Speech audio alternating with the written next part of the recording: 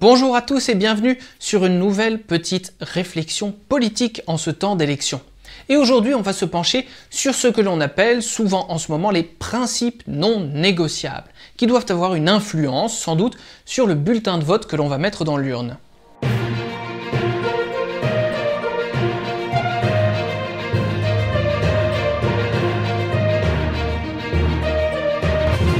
Alors qu'est-ce que cette expression? Qu'est-ce que le principe non négociable?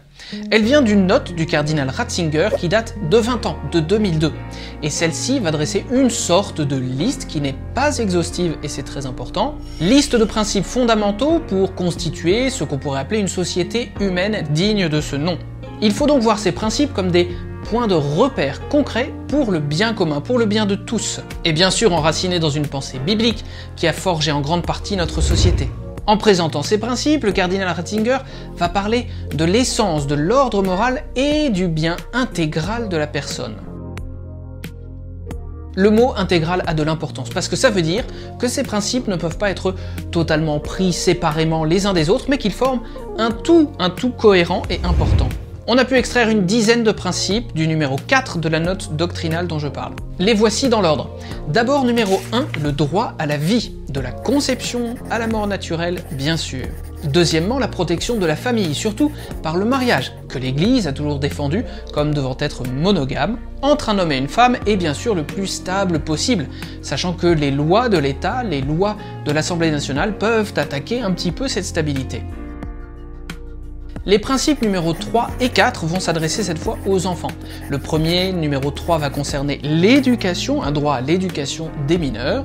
Et le numéro 4 va s'attarder sur un droit à la protection socio-judiciaire, surtout face aux formes de dépendance dont notre siècle va souffrir. Le cinquième principe, juste au milieu, c'est celui de la liberté religieuse, qui est essentielle pour un pays un peu civilisé. Le sixième principe sera maintenant celui de la garantie d'une économie qui viendra servir la personne humaine et le bien commun de façon plus générale. À ce principe sur l'économie, on peut rajouter la nécessité d'une justice sociale, principe numéro 7. Le principe numéro 8 serait celui de la reconnaissance d'une solidarité entre les personnes, et le neuvième principe d'une subsidiarité, c'est-à-dire une sorte de reconnaissance de la responsabilité des corps intermédiaires en quelque sorte. Enfin, on peut rajouter le dernier principe, celui de la paix, le 10e, qui va un peu favoriser l'application de tous les autres. Alors ces principes sont fondamentaux bien sûr, mais ils ont 20 ans, donc on peut en rajouter aussi d'autres, comme par exemple celui de l'écologie et de l'écologie intégrale, tel que défendu par l'Église. La question maintenant qui nous est posée, c'est qu'est-ce qu'on doit faire avec ces principes dits non négociables? Et là c'est délicat, parce que le vote évidemment ce doit être un acte d'équilibre entre le respect de ces principes fondamentaux et la réalité, la confrontation au réel. Nous savons bien qu'aucun candidat n'est parfait et parfaitement chrétien encore moins. Ces principes, en d'autres termes, ne doivent pas nous pousser vers l'abstention ou le refus du vote, mais au contraire éclairer notre vote pour savoir exactement pour qui on va voter et pourquoi. Je prends un exemple connu et concret, celui de l'avortement.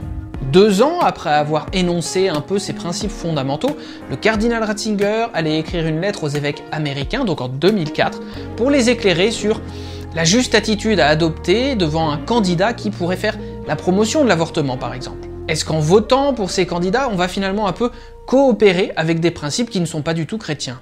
Et là, le cardinal entre un peu dans une nuance importante pour nous.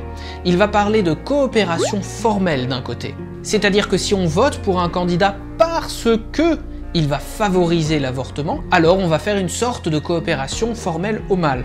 Mais en revanche, si jamais on va voter pour ce candidat, non pas pour ce programme auquel on s'oppose, mais pour d'autres raisons, alors la coopération est considérée un peu comme indirecte, et donc le vote est parfaitement permis, sans constituer une seule faute. Cette petite réflexion du cardinal Ratzinger en note du document nous aide donc beaucoup encore aujourd'hui.